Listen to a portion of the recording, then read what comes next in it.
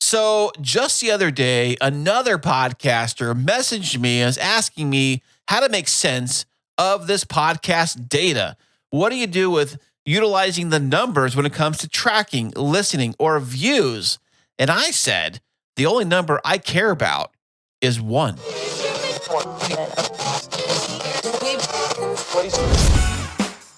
Sound matters. Be heard. Welcome to the podcast where you get exclusive behind-the-scenes tips to make your own show sound truly spectacular. This is Podtastic Audio. Hey, what's happening? How are you doing today?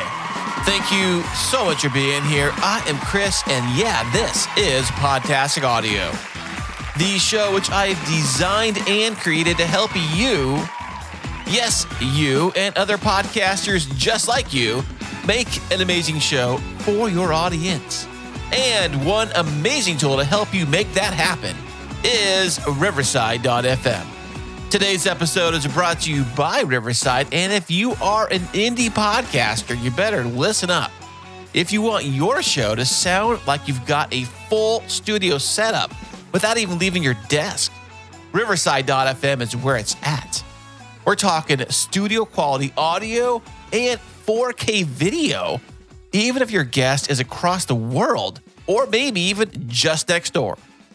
And you don't have to worry about sketchy Wi-Fi messing up your flow. Riverside records everything locally, so your sound always is crisp and your video, well, smooth like butter. Plus, you can get up to 8 people on one recording. So feel free to pack up all your friends, your guests, and maybe even that random guy you met online. Oh, and it gives you separate tracks for each guest. Editing, well, it's super easy. Now, here's the kicker.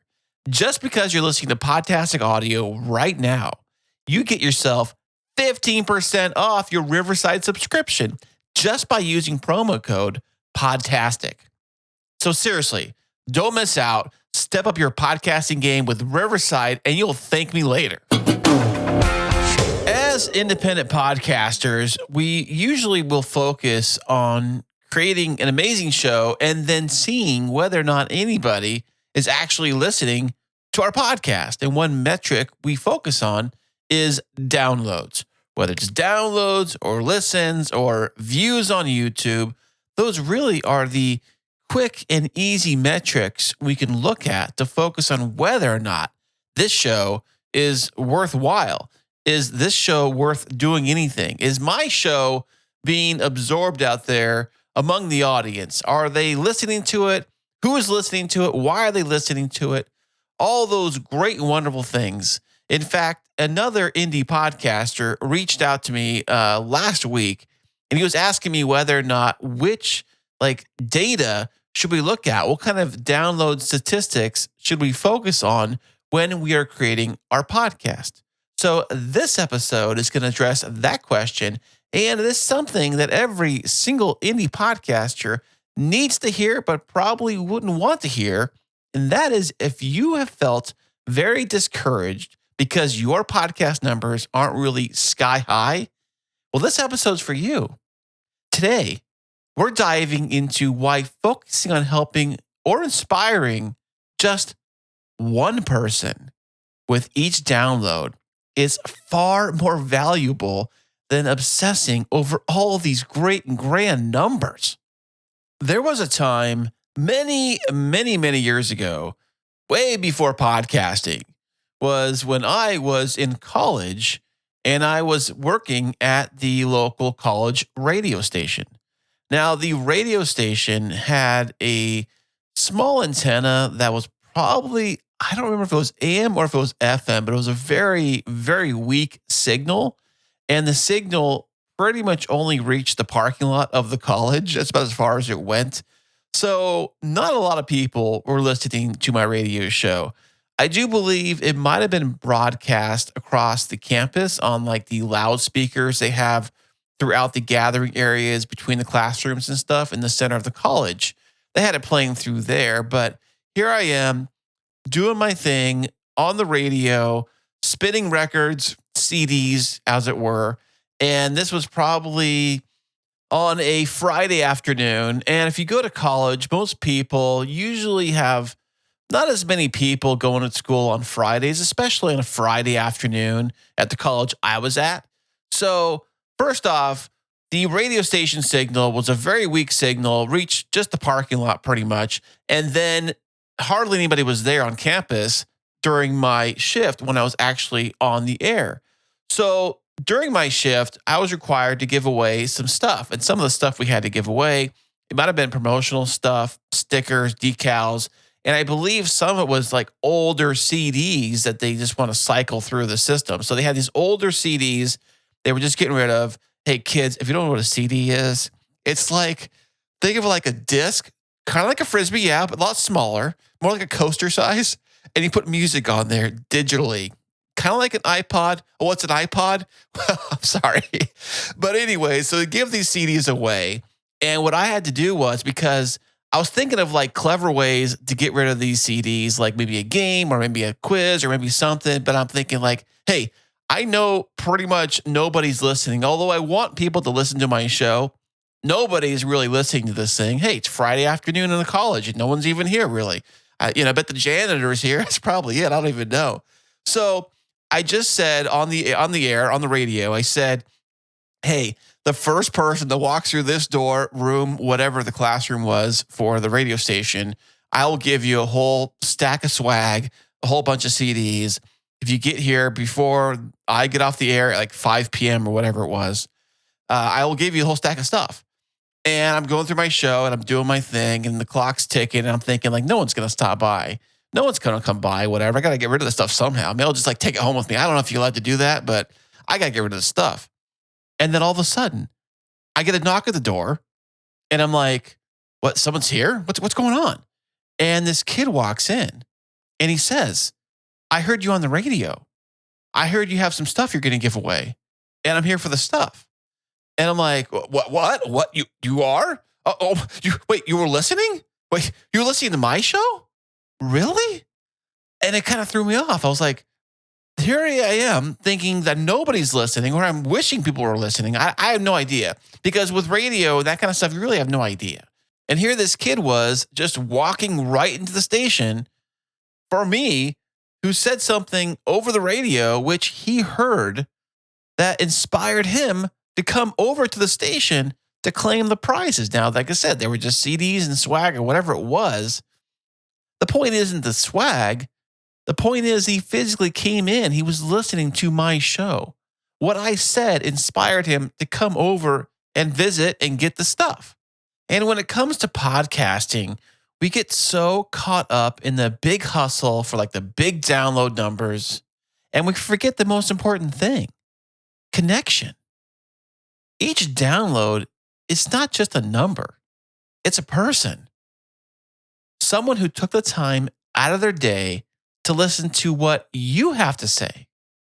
And instead of aiming for thousands of passionate listeners, what if we just aimed for really helping or inspiring just one person at a time?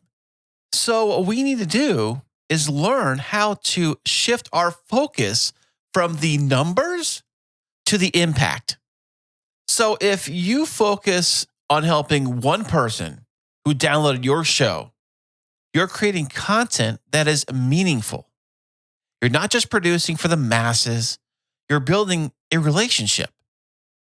When you think about your listener as an individual, you naturally create episodes that connect on a deeper level. And that connection is what builds trust, loyalty, and engagement. When it comes time for you to plan out all your episodes for your podcast, don't ask yourself, how can I get more downloads? Instead, ask yourself, how can I help one person today? Whether it's sharing advice, telling a story, or offering a fresh perspective, think of how you can inspire, motivate, or solve a problem for that one person.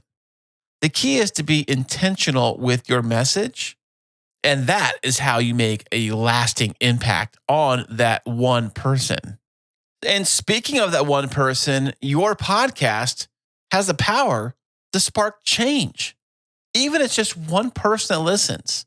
That one person is going to feel motivated to take action because of your content, whether that's starting a new project or improving their mindset or just feeling a little bit better about their day. You've done something powerful, and that is what counts, and that is what's going to move the needle.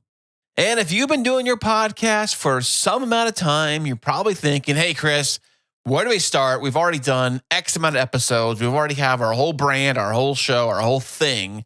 What do we do now? What kind of tips can you give us right now to inspire just that one listener? Well, here I have 4 tips you can do right now for that one true dedicated listener of your podcast. So tip number 1, it's pretty simple, but most of us do not do this. And that is you need to personalize your message. And what I mean by that is this.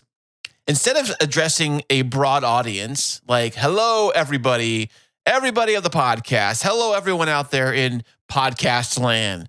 Instead of doing things like that, speak as if you're talking directly to one person, like I'm doing to you right now.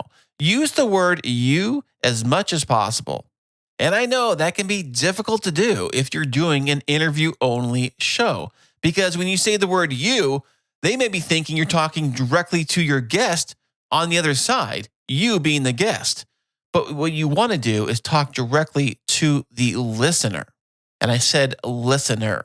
You want to make your content feel like it's a one-on-one conversation, and not just a one-on-one conversation between you and your guest, a one-on-one conversation with you and the listener listening to your podcast. Now, what this does is it actually will strengthen the connection between you and that listener, but it also makes your message more personal and impactful. And that is going to drive a deep connection between you and that one listener. Okay, and the second actionable tip you can do when trying to direct your message or help and inspire that one listener of your podcast is for you to share authentic stories. Now, when it comes to authenticity, it could be a gray area for a lot of podcasters because they are afraid of sharing a little too much about themselves on the podcast. And I get it. Podcasting is a great way to kind of like hide from everybody, especially if you're doing audio only. In fact, you don't even have to have your image like anywhere when you do an audio podcast. You could have a logo of something, doesn't matter what it is, and you can keep your podcast completely private, and you can keep your own self completely out of your podcast. Now, if you choose to do that, great, that's on you. You can podcast however you want. But if you're trying to connect with your audience member, you're trying to drive home your message directly to them, to get them to be inspired, to get them to actually care about you and your podcast, well, people are going to connect with authenticity. And how you do that is you have to share your personal experiences, your personal struggles, and sometimes your personal wins. If your listener can relate to you on, let's say, a human level, they'll be inspired and more likely to return for future episodes. It's as simple as that. Authenticity has been a big buzzword in the podcasting space for this exact reason. If you are merely a robot, robo voice you with zero personality, telling like zero struggles about yourself and zero stories about yourself and nothing at all, the audience has nothing really going to tie them to you at all other than facts and data. You are merely an encyclopedia to them. And I don't know about you, but first off, when was the last time you actually looked at an encyclopedia? But I can guarantee you this, it was not something you read for story time. It was not something you read before you went to bed at night. An encyclopedia, nobody cares about an encyclopedia. It's just facts and data. There's no real human connection with an encyclopedia. But if there's a character in a story that you're reading, people love stories. they fall in love with characters in a story. And the reason why they do is that each character has got things they're struggling with, things they're happy about. They got their goals. And I believe when we do read or watch stories like on TV or movies, we fall in love with those characters because we can relate to them. We can feel exactly what they're going through. And with your podcast, if you can create a podcast where you are sharing these kind of things directly with your listener listening, and they feel the exact same things that you're feeling, and they know what it feels like, and they know what those experiences are like because they've gone through them too, this will help you connect directly with that listener. Okay, moving on to the third actionable tip that you can do right now for your podcast to help you inspire that one listener. And that is if your show can offer real value. Now, everybody has their own version of what value really means. I mean, your show can be valuable in many, many different ways. But this is where you really need to know exactly who your listener is, and you need to think about what your listener needs and give them something actionable. Whether it's a piece of advice, maybe a new way of thinking, or simply something that just brightens their day, make sure that your episodes are designed to give value, not just fill airtime. And the sad truth is that there are a lot, and I mean a lot of podcasts that are out there right now, creating episodes that deliver literally no value. And they come on, and the first thing you hear them say is, I don't know, Joe, what do you want to talk about today? I don't know, Phil, what do you want to talk about today? And they're going back and forth with this random discussion chat. And I'm thinking, well, you know what? You probably could just cut that stuff out and just deliver the value. If there's any value, almost every single episode, especially like interview shows, they probably can be trimmed down to 5 minutes of actual real value within maybe a 30-minute or longer podcast interview. And not all podcast interviews are valuable. Hey, if you record guests and you do a lot of podcast interviews for your show, it's like all podcast interviews, you know what? There's a good chance that not all of them are winners. And so when you invite a guest onto your show, don't think big name. Don't think this person's famous. Don't be thinking, oh, this person's got a much bigger following than I do, so I need to have them on my show. Think, can this person offer real value to my audience, to my listener? Would my listener like to hear the value that they have, assuming they even have value in the first place? So when you bring on a guest, don't be thinking big name, think big value. So moving on to the fourth and final actionable tip when it comes to delivering and inspiring your one listener for your podcast is basically this. You need to encourage feedback and interaction. Now, I know this is a tricky one because everyone's asking, oh, please leave me a rating and review on Apple Podcasts. Please do this and please do that. Please this, please that. Oh, help me out, help me here, help me there. Buy me a coffee, buy me a Patreon, buy me a car, buy me whatever. Buy me. Well, the problem is with that is that you're saying me. Maybe you need to focus on you. You see, if you make it easy for that one listener to reach out and tell you how your episode impacted them, whether it's through an email, social media, or simply a shout out at the end of your episode, let them know that you want to hear their thoughts. And this creates a two-way relationship. It's not all about you being the podcaster. It's about sharing the experiences. It's about feedback. It's about getting in touch with your actual listener. It's about getting there, putting in the work, and communicating directly with that listener. If somebody reaches out to you and says, I loved your show, write them back as soon as you can. And don't make it an automated, like robot AI instant response, but actually write something back and say, hey, I really appreciate you listening. That is great that you actually listen. Is there anything I can do for you? If there's anything you need, please let me know. I'm here to help you out. This show was designed to help you any way possible. If you find ways that you think can help you better, or is there anything you're struggling with that I can help you out with, please let me know. That way, that listener feels important. They feel like, oh my gosh, this person actually cares. This podcast I'm listening to right now actually gets me. And they are taking the time to physically contact me, write me back, and say wonderful things and actually be in touch with me. There's something really impactful with an actual like personalized message that goes back and forth between somebody, whether it's a text or maybe even it's just like a instant message or something like that.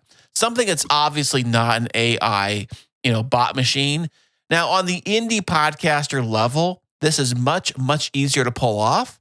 When you reach a certain level, yeah, I totally get it. When you reach this massive level with like 10 to 50,000 downloads per episode and you're super busy creating content and all that stuff, it's very hard to get in the trenches and actually talk to the listeners one-on-one. I get that.